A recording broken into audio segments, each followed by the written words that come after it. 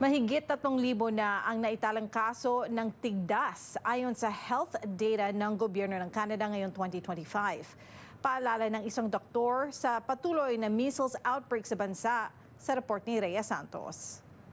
Kailangan makumpleto ng isang tao ang at least 2 doses ng bakuna para masiguradong if ever magkaroon tayo ng tigdas or measles, maiwasan natin yung komplikasyon. Komplikasyon ang matinding kalaban na dapat bantayan pag tinamaan ng viral infection ng measles o tigdas. Maaaring umabot sa pagkamatay kung di maaagapan. Ngayong 2025, isang sanggol ang iniulat ng Ontario na namatay dahil sa congenital na kaso ng tigdas. Mas prone siya sa mga kabataan kasi sila yung hindi pa nagkakaroon ng sapat na immunization.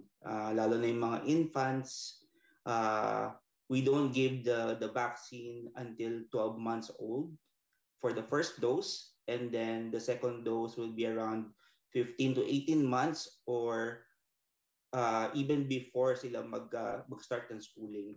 Pag sumasapit ang spring at summer, panahon kung saan dumadalas ang pakikihalubilo ng mga tao, tumataas ang tsansa na kumalat ang virus. Panay din daw ang biyahe ng marami, kaya dapat maging maaga para di mahawa at maingat para di na ito kumalat pa. Ayon sa government website ng Canada, ngayong 2025, higit 3,500 ang naitalang kaso ng tigdas. Pinakamarami ang naitala sa Ontario, sinundan ito ng Alberta. Measles ay isang viral infection na nakukuha natin sa mga taong may measles through coughing, sneezing, or kahit nagsasalita lang sila basta't mayroong droplet na lumalabas sa kanilang bibig o sa kanilang hininga, pwede natin makuha yung sakit ng measles o tigdas. After natin makaramdam ng mga simptomas na pag-ubo, runny nose at yung conjunctivitis na tinatawag, magkakaroon tayo ng rash o yung pamumula ng ating balat. Nagsisimula siya mula sa muka or ulo, muka hanggang pababa.